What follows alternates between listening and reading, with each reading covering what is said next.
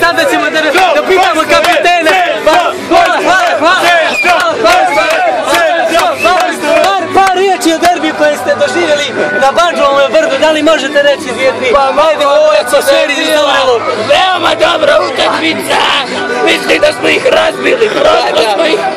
Dotukli smo ih.